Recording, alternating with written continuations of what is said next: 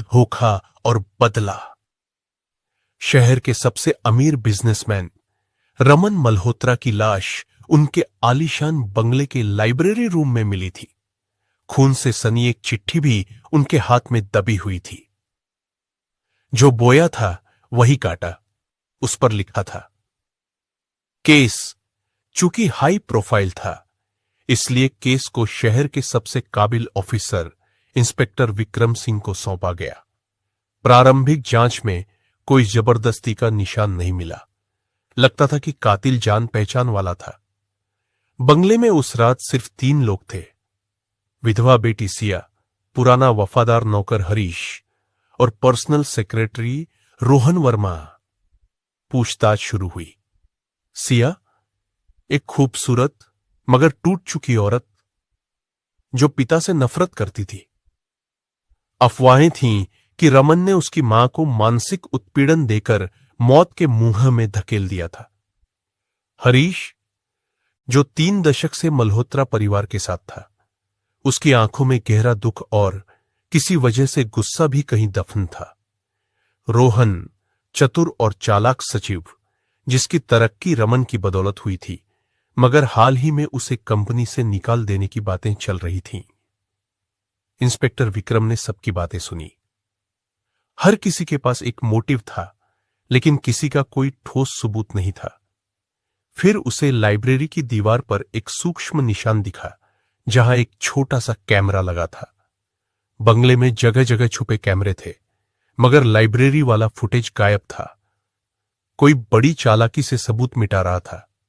3 दिन की कड़ी मेहनत के बाद एक छुपाई गई हार्ड ड्राइव मिली, जिसमें लाइब्रेरी का फुटेज बैकअप में था। इंस्पेक्टर विक्रम ने बड़ी संजीदा से फुटेज देखा। रमन मल्होत्रा रात 11 बजे लाइब्रेरी में दाखिल होते हैं। कुछ मिनट बाद सिया वहां आती है। दोनों में तीखी बहस होती है। अचानक सिया जेब से कोई कागज निकालती है और रमन के सामने फाड़कर फेंक देती है। फिर वह बाहर निकल जाती है। रमन गुस्से में शराब का गिलास उठाता है। तभी हरीश अंदर आता है। वह हाथ जोड़कर रघुवीर से कुछ कहता है, शायद माफी मांगता है। रघुवीर उसे धक्का देता है। हरीश रोते हुए बाहर चला जाता है। अंत में रोहन आता है। वह मुस्कुराता है और धीरे से एक शीशी निकालता है। वह शराब में कुछ मिलाता है। कुछ मिनटों बाद रमन खांसते खांसते जमीन पर गिर पड़ता है। रोहन चुपचाप उसकी मुट्ठी में वो चिट्ठी फंसाता है और चला जाता है। इंस्पेक्टर विक्रम के रोंगटे खड़े हो जाते हैं। कातिल रोहन था, मगर सवाल उठता है, सिर्फ पैसों के लिए?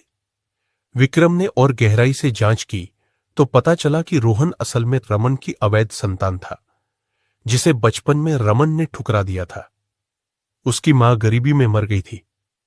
रोहन ने अपनी पहचान छुपाकर पढ़ाई की और बदला लेने के लिए रमन के सबसे करीब पहुंच गया। धोखा, नफरत और इंतजार का सालों पुराना जहर उस एक रात उगला गया था। रोहन को गिरफ्तार कर लिया गया। जब उसे कोर्ट में पेश किया गया तो उसने सिर्फ एक बात कही, जिसने मुझे पैदा करके ठुकरा दिया, उसे जीने का कोई हक नहीं था। मैंने बस उसे उसकी किस्मत लौटाई है। सुनते ही पूरा कोर्टरूम सन्नाटे में डूब गया। कहानी वहीं खत्म नहीं हुई। सिया ने केस के बाद रोहन से जेल में मुलाकात की।